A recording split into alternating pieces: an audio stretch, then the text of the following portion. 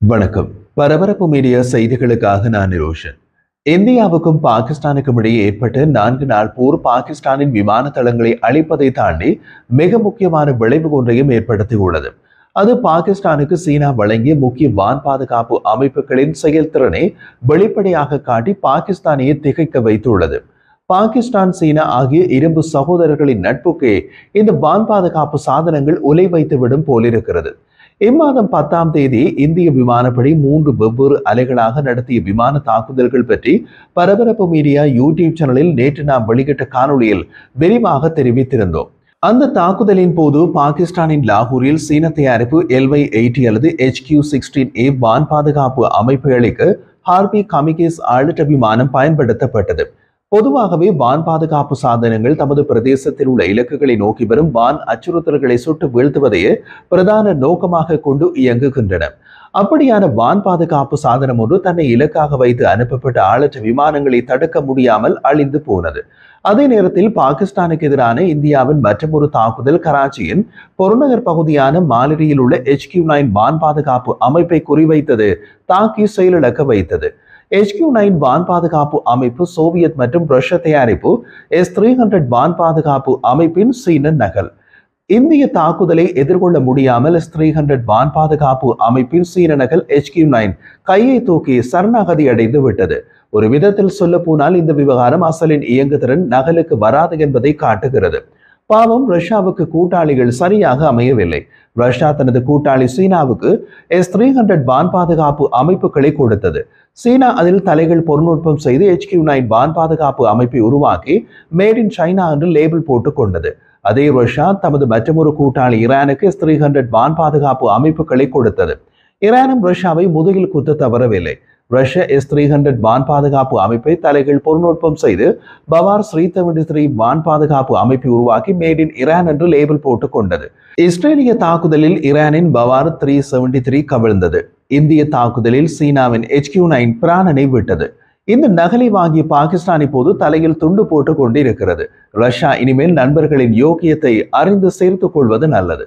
இந்திய தாக்குதல்கள் பாகிஸ்தானின் வான்வெளி மற்றும் இராணுவ நிறுவனங்களை பாதுகாக்கும் திறனை கடுமையாக முடக்கிவிட்டது. அடுத்தது என்ன செய்வது? சீன நகலால் இந்திய தாக்குதலை எதிர்கொள்ள முடியாது என்பதால் அதற்கு ஒரு மாற்று தேட வேண்டும்.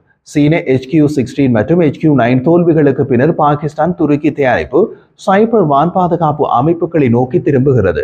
துருக்கியின் மேம்பட்ட சைபர் 1 மற்றும் சைபர் 2 குறுகிய மற்றும் நீண்ட தூர வான் மற்றும் ஏவுகணை பாதுகாப்பு அமைப்புகளை வாங்குவதை பாகிஸ்தான் ஆராய்ந்து வருவதாக தெரிய வருகிறது. சீனாவை போலவே துருக்கியும் பாகிஸ்தானின் இரும்பு சகோதரன் தான். இந்தியாவுடனான சமீபகால மோதல்களின் போது சீனா வழங்கிய HQ-16 மற்றும் HQ-9 அமைப்புகளின் மோசமான செயல்திறனை அடுத்து இந்த நகர்வு வருகிறது. பாகிஸ்தானில் சீன நகல்கள் இந்திய தாக்குதல்களை கண்டறியவோ அல்லது இடைமறைக்கவோ தவறிவிட்டன. மேலும் இந்திய மின்னணு போர் EW தந்திரோபாயங்களால் முடங்கின. பாகிஸ்தான் தனது தோல்வியை மறைக்க வெற்றி சிரிப்பு சிரிப்பது போல வெளியே காட்டிக் கொண்டாலும் சீனாவின் நகல் வான் பாதுகாப்பு அமைப்புகள் இந்தியாவால் ஏவப்பட்ட ஒற்றை ஏவுகணையை கூட சுட்டு வீழ்த்தவில்லை என்ற உண்மை பாகிஸ்தானுக்கு நன்றாகவே தெரியும். துருக்கி வான் பாதுகாப்பு அமைப்பை நோக்கி பார்வையை திருப்பும் நடவடிக்கை பாகிஸ்தானின் தற்போதைய சீன தயாரிப்பு வான் பாதுகாப்பு கட்டமைப்பின் மீதான அதிகரித்து வரும் விரக்தியை காட்டுகிறது. அத்துடன் வளர்ந்து வரும் பிராந்திய அச்சுறுத்தல்களுக்கு மத்தியில் அதன் பாதுகாப்பு கூட்டாண்மைகளை பன்முகப்படுத்துவதற்கான ஒரு மூலோபாய முயற்சியினையும் குறிக்கிறது.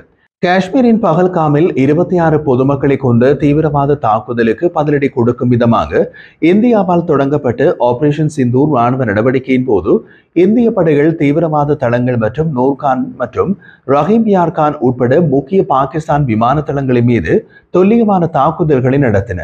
பிரெஞ்சு தயாரிப்பு ஸ்கல் ப்ரூஸ் ஏவுகணைகளை கொண்டு இந்திய விமானப்படை IAF ரஃபால் ஜெட் விமானங்கள் பாகிஸ்தானின் HQ-16 மற்றும் HQ-9 அமைப்புகளை வெற்றிகரமாக கடந்து சென்றன.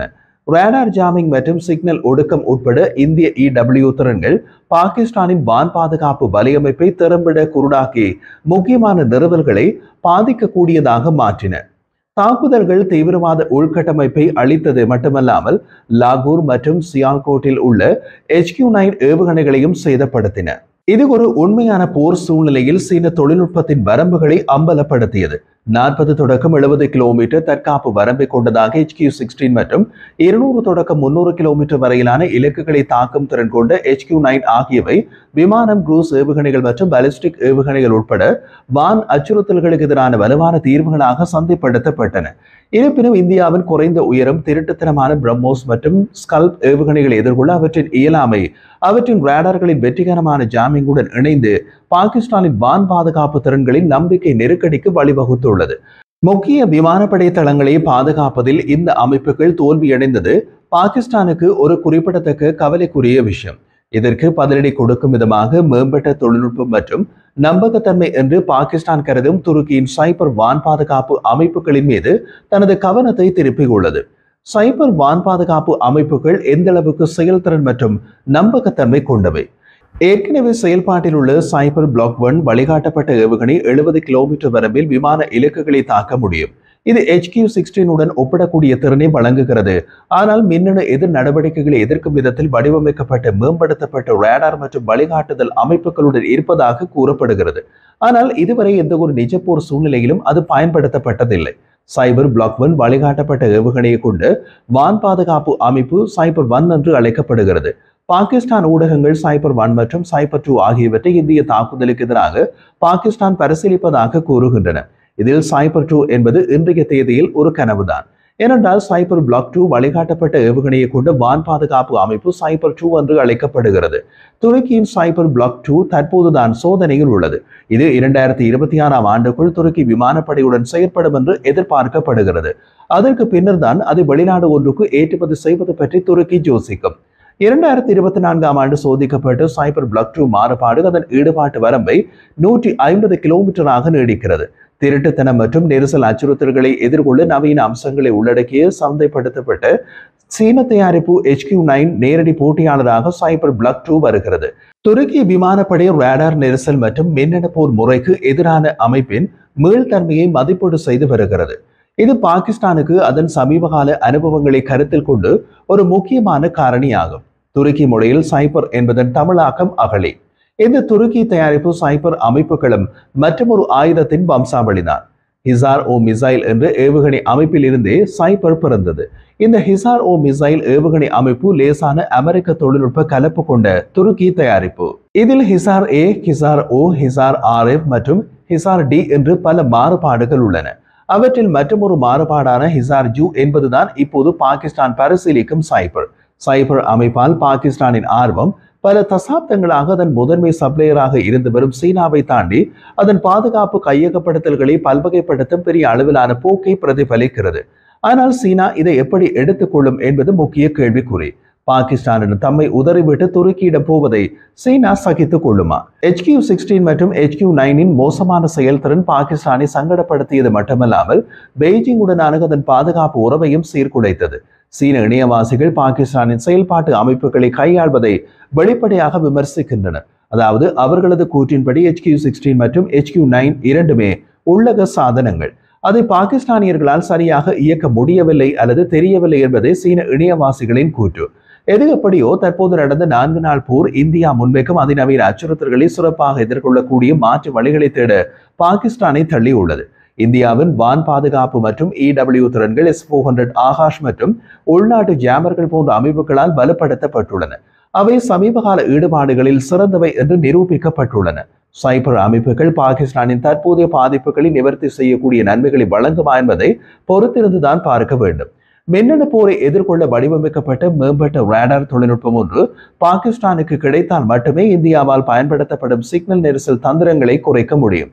கூடுதலாக பிளாக் 2 150 கிலோமீட்டர் வரம்பு பாகிஸ்தானுக்கு நம்பகமான நீண்ட தூர பாதுகாப்பு விருப்பத்தை வழங்கும். இது HQ-9 தோல்விகளால் ஏற்பட்ட இடைவெளியை நிரப்பக்கூடும். பேராக்டர் TB2 ஆளற்ற விமானம் போன்ற அமைப்புகளுடன் வெற்றியை கண்ட துருக்கியின் வளர்ந்து வரும் பாதுகாப்பு துறை போரில் சிறப்பாக செயல்படாத சீன உபகரணங்களை நம்பியிருப்பதை குறைக்கலாம். அதே வேளையில் தனது படைகளை நவீனமயமாக்க விரும்பும் பாகிஸ்தானுக்கு ஒரு கவர்ச்சிகரமான கூட்டாளியாகவும் தெரியலாம். இருப்பினும் துருக்கியின் சைபர் அமைப்புகளை பாகிஸ்தானின் வான் பாதுகாப்பு கட்டமைப்பில் ஒருங்கிணைப்பதில் சவால்கள் இல்லாமல் இருக்காது. HQ-16, HQ-9 போன்ற சீன அமைப்புகளை பெரிதும் நம்பியுள்ள பாகிஸ்தானின் தற்போதைய விரிவான அடுக்கு ஒருங்கிணைந்த வான் பாதுகாப்பு CLAD கட்டமைப்பு துருக்கி தொழில்நுட்பத்துடன் பொருந்தக்கூடிய சிக்கல்களை எதிர்கொள்ளக்கூடும். மேலும் பாகிஸ்தானின் பொருளாதார பிரச்சனைகளும் உள்ளன. பாகிஸ்தானின் கடந்த கால ராணுவ சாதன கொள்முதல்கள் மெல்லியதாக நீடிக்கப்பட்ட பாதுகாப்பு பட்ஜெட்டால் இணைக்கப்பட்டது. அதே புதிய ராணுவ சாதன கையகப்படுத்தல் செயல்முறையை சிக்கலாக்கும். துருக்கியின் சைபர் வான் பாதுகாப்பு அமைப்புகளின் விலை பொதுவில் வெளியிடப்படவில்லை. இருந்தாலும் சீன பொம்மை சாதனங்களை விட நிச்சயம் விலை அதிகமாக இருக்கும். குறிப்பாக அதன் சீன உபகரணங்களின் அதிக பராமரிப்பு செலவுகளால் ஏற்கனவே போராடி வரும் பாகிஸ்தானுக்கு மற்றும் ஒரு விலை உயர்ந்த சாதனத்தை வாங்குவது எந்த அளவுக்கு சாத்தியம்? HQ-16 மற்றும் HQ-9 அமைப்புகளின் தோல்வி பாகிஸ்தானின் வான் பாதுகாப்பு உத்தியில் உள்ள ஆழமான அமைப்பு ரீதியான சிக்கல்களை எடுத்து காட்டுகிறது. இதில் போதுமான ஆபரேட்டர் பயிற்சி இல்லாதது மற்றும் போதுமான உள்நாட்டு நிபுணத்துவம் இல்லாமல் வெளிநாட்டு தொழில்நுட்பத்தை அதிகமாக நம்பியிருப்பது ஆகியவை அடங்கும். இந்த விஷயத்தில் இந்தியா தனது உள்நாட்டு நிபுணத்துவத்தை வளர்த்துக் கொள்வது பாகிஸ்தானுக்கு பெரிய பின்னடைவுதான்.